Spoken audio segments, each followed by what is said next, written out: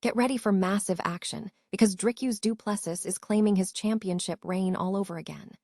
After defeating Sean Strickland in UFC 328, the South African used some serious MMA math to crown himself the middleweight champion once more. We break down exactly how Dricus du Plessis managed to pull off this incredible comeback and what it all means for his future in the division.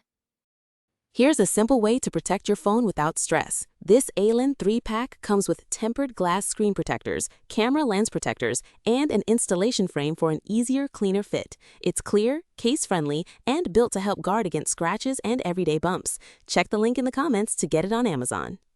Next up, we look at the shakeup at UFC Vegas 117, where the card saw some unexpected changes.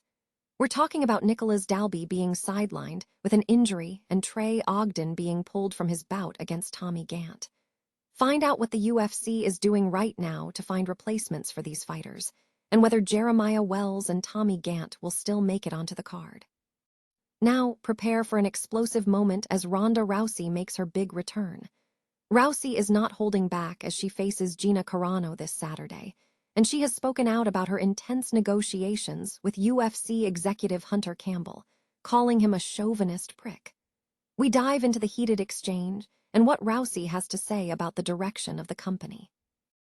And finally, we wrap up with the big money at UFC 328. We're talking about the massive $100,000 bonuses issued for the co-main event, where Joshua Van retained his 125-pound title and Yaroslav Amosov earned a Performance of the Night bonus. Don't miss the full breakdown of the action and click here for all the details. Dricus du Plessis has declared himself the new UFC middleweight champion following Khamzat Chimiv's victory over Sean Strickland at UFC 328. Strickland reclaimed the title via a razor-close split decision in the main event held at Prudential Center in Newark, New Jersey on Saturday, May 9, 2026. Watching the event, former champion Dricus du Plessis, who is the only fighter to have defeated Strickland twice, analyzed the bout and asserted his claim to the championship. Backstage, du Plessis stated that the fight unfolded as he had predicted, praising Strickland's toughness and noting that Strickland successfully fatigued Khamzat Chimiv, which he believed was the key factor. Du Plessis commented, "Yeah, so the fight went exactly the way I thought it would. Great fight by Strickland. As I said, it is so hard to keep that man on the ground. He is incredibly tough to hold down. And he even made Khamzat tired, and that's exactly what happened. I knew that in the stand-up, Khamzat would not be able to hang with him. So, congratulations. I guess that makes me world champion again." This reaction was likened to a Sean O'Malley moment, where du Plessis utilized perceived MMA mathematics to claim the title despite the loss. However, the reality of the sport suggests otherwise. Du Plessis previously captured the middleweight title by defeating Strickland via split decision at UFC 297, followed by a victory over him at UFC 312, resulting in Strickland's 0-2 record against him. While du Plessis has not competed since losing the belt to Chimiv last year, he is anticipated to return around International Fight Week, potentially setting up an unavoidable trilogy fight if he secures a win. The UFC Vegas 117 card is facing scheduling disruptions as 2 fights have been canceled due to fighter injuries, prompting the promotion to seek immediate replacements. Channel YouTube. Com's Marcel Dorff confirmed that welterweight Nicolas Dalby is out of his scheduled bout against Jeremiah Wells. Additionally, Trey Ogden is sidelined from his fight against Tommy Gant following an injury.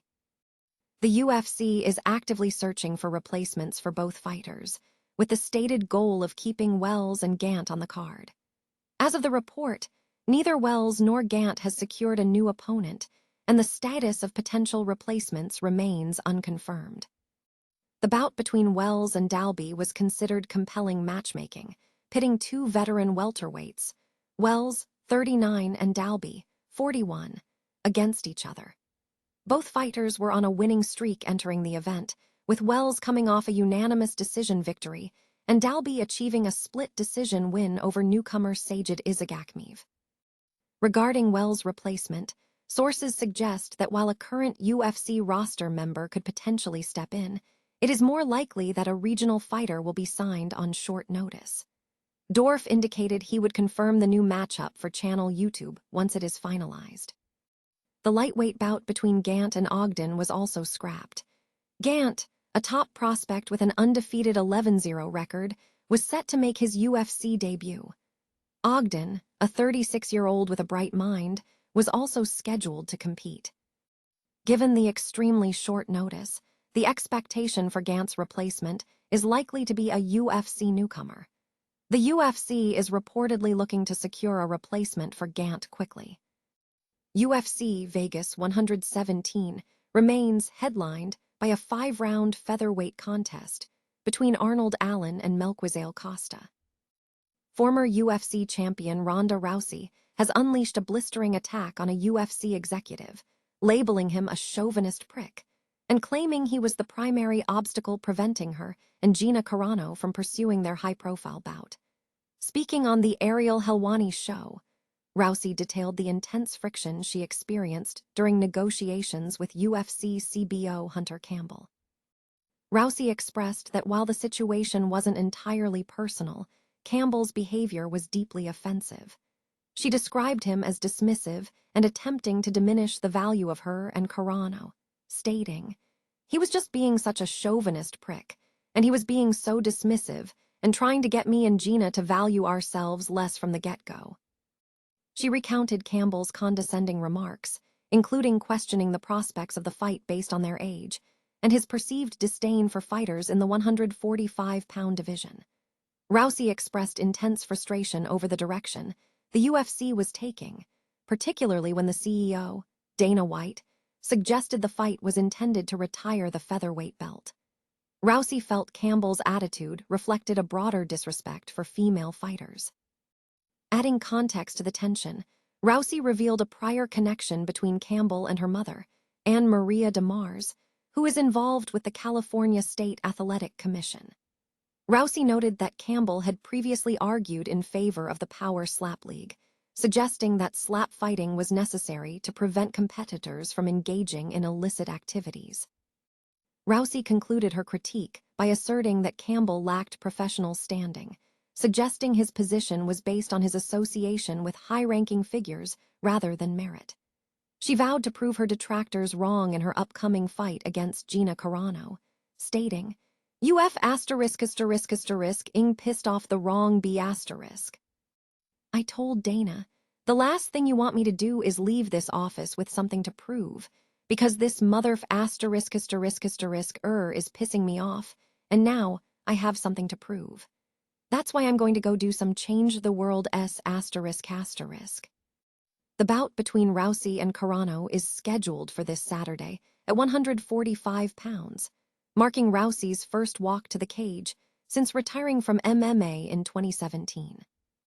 The UFC 328 event concluded Saturday with significant financial recognition for several fighters following a highly contested co-main event. The promotion distributed $100,000 bonuses to the flyweight title combatants, Joshua Van and Tatsuro Terra, in acknowledgement of their performance in the main card. Van successfully defended his 125-pound title, securing a technical knockout victory in the 5th round at the Prudential Center. Terra also earned a significant bonus for his involvement in the action. Beyond the title fight, the event saw several other notable performances recognized through the Fight of the Night and Performance of the Night awards. Yaroslav Amosov, a former Bellator champion, received a Performance of the Night bonus after securing a submission victory over Joel Alvarez using an arm triangle choke in the 2nd round. Veteran Jim Miller also claimed a Performance of the Night award for his first-round guillotine choke of Jared Gordon at 3:29. These accolades collectively highlighted the dramatic outcomes across the preliminary and co-main bouts of the UFC 328 card.